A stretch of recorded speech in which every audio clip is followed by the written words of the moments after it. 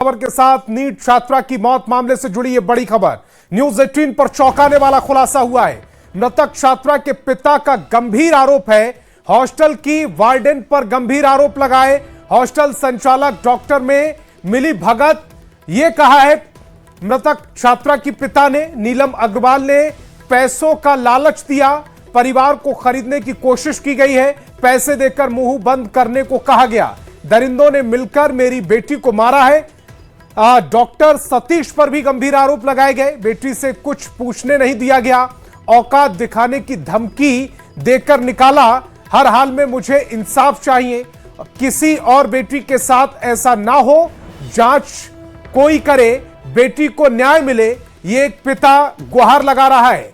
NEET छात्रा की जो मौत हुई उस मामले में न्यूज 18 पर यह चौंकाने वाला खुलासा मृतका के पिता ने किया है। मृतका के पिता ने गंभीर आरोप लगाए, हॉस्टल की वार्डन पर गंभीर आरोप है, हॉस्टल संचालक डॉक्टर की मिली भगत का आरोप पिता ने लगाया है। नीलम अग्रवाल ने पैसों का लालच देकर मुंह बंद करने की कोशिश की, परिवार को खरीदने की कोशिश की गई है। पिता के मुताबिक पैसे देकर मुंह बंद करने को कहा गया। दरिंदों ने मिलकर मेरी बेटी को मारा। पिता कह रहे हैं कि डॉक्टर सतीश पर भी गंभीर उन्होंने आरोप लगाए, बेटी ने कुछ पूछने नहीं दिया, औकात दिखाने की धमकी देकर निकाला है। हर हाल में मुझे इंसाफ चाहिए, किसी और बेटी के साथ ऐसा ना हो, जांच कोई करे, बेटी को न्याय मिले।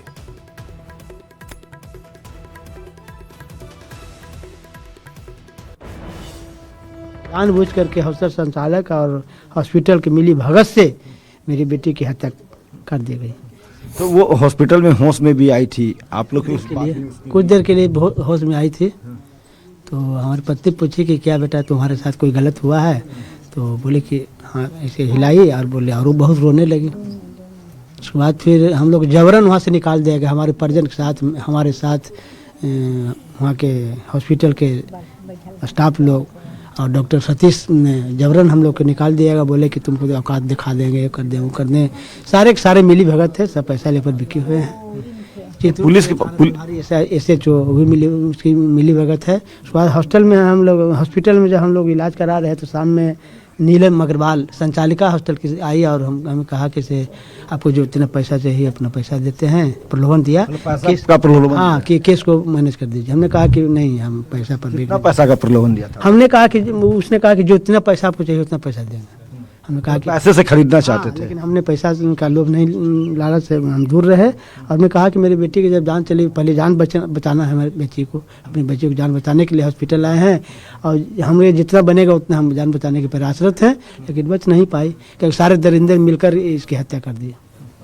अब बेटी सपना देखी थी डॉक्टर बनने, क्या कह सकता हूँ, विशेष सपना देखी थी, सपना चकनाचूर हो गया सर।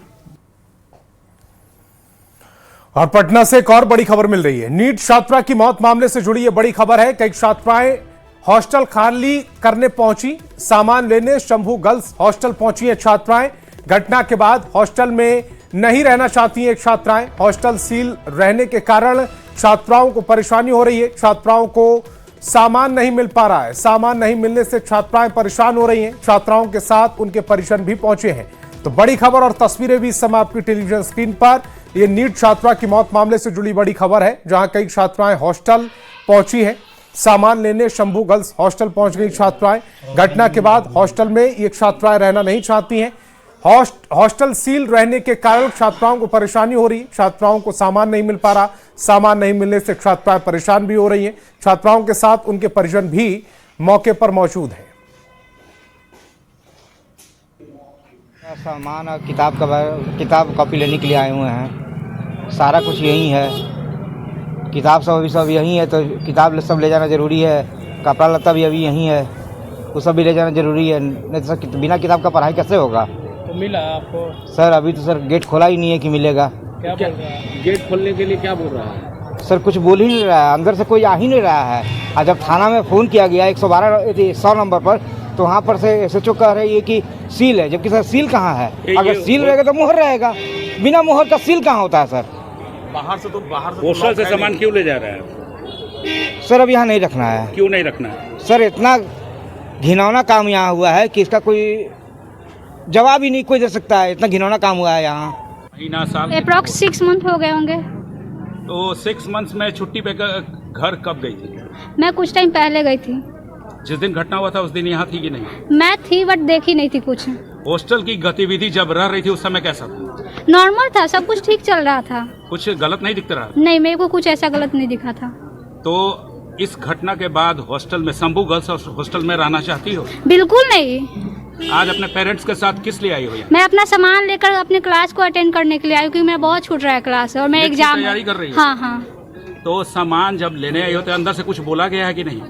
अभी तो नहीं कुछ बोला गया, हम लोग बजा भी रहे थे इसको, तो कुछ नहीं बोला गया अभी तक। अंदर से कोई जवाब आ रहा है? नहीं, कोई नहीं। क्या पुलिस कही आप लोग को? वही समझ नहीं आ रहा कि हम लोग का सामान कैसे मिलेगा अगर ये लोग ऐसे करेंगे तो। कहते हैं कि थाना पे क्यों जाए, मेरा थाना पे जाके हम लोग क्या करेंगे, सामान पे जाके क्या करेंगे? थाना पर बुलाया गया आप लोगों को, तो थाना पर क्या जाके? क्यों जाएंगे? वही ना, हम लोग जाके क्या करेंगे? सामान तो यहाँ है ना, थाना पे जाएंगे नहीं जाएंगे तो हमको सामान यहाँ दे दीजिए। सामान सारा हम लोग का है, क्यों जाएंगे? और नीट छात्रा की मौत पर उप मुख्यमंत्री सम्राट चौधरी ने बयान दिया। उन्होंने कहा है कि कोई अपराधी बचेगा नहीं। पुलिस लगातार समीक्षा कर रही है, डीजीपी खुद इस मामले को देख रहे हैं। लगातार समीक्षा कर रही है, उच्चस्तरीय टीम बनाई और आपने देखा होगा डीजीपी साहब स्वयं मॉनिटरिंग भी कर रहे हैं। इसलिए कोई अपराधी बचेगा नहीं, इतना श्योर करता हूं कि अपराधी यदि इसमें संलिप्त है तो जरूर कार्रवाई होगी। और पटना से बड़ी खबर मिल रही है। नीट छात्रा की मौत मामले से जुड़ी है बड़ी खबर। डॉक्टर सहजानंद क्लिनिक में जांच की गई है। एसआईटी पहुंची है क्लिनिक में जांच करने। सबसे पहले यहीं छात्रा को लाया गया था, इसके बाद प्रभात हॉस्पिटल ले जाया गया था। एसआईटी के अधिकारियों ने पूछताछ की है। तो बड़ी खबर इस समय पटना से, नीट छात्रा की मौत मामले से जुड़ी है बड़ी खबर। डॉक्टर सहजानंद क्लिनिक में जांच शुरू हो चुकी है। एसआईटी क्लिनिक पहुंच चुकी है। सबसे पहले यहीं छात्रा को लाया गया था इलाज के लिए, उसके बाद उसे प्रभात हॉस्पिटल ले जाया गया था और एसआईटी के अधिकारियों ने यह पूछताछ शुरू की है।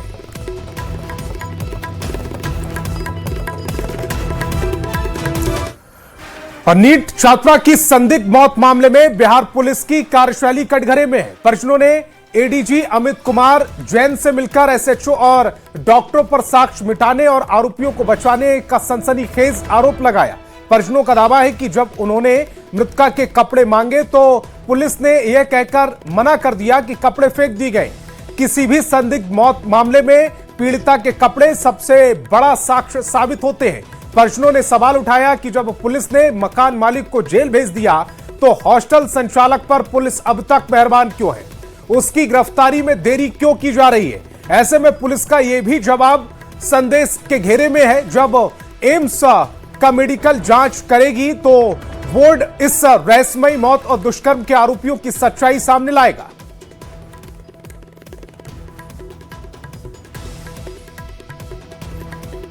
और पटना में जहानाबाद की बेटी के साथ हुई घटना पर बीजेपी के राज्यसभा सांसद मनन मिश्र ने बड़ा बयान दिया। उन्होंने कहा कि छात्रा की मौत दुखद है, इसके लिए सरकार ने एसआईटी टीम का गठन किया है, दोषियों को बख्शा नहीं जाएगा। सरकार ने इसको बहुत गंभीरता से लिया है और एसआईटी गठन कर दिया गया है। इस पर अपराधियों को बख्शा नहीं जाएगा, कड़ी से कड़ी कार्रवाई होगी, त्वरित कार्रवाई होगी। इसलिए इसमें विपक्षी कुछ भी बोले, विपक्षियों का काम है बोलते रहना, लेकिन सरकार अपने स्तर से चुप नहीं है।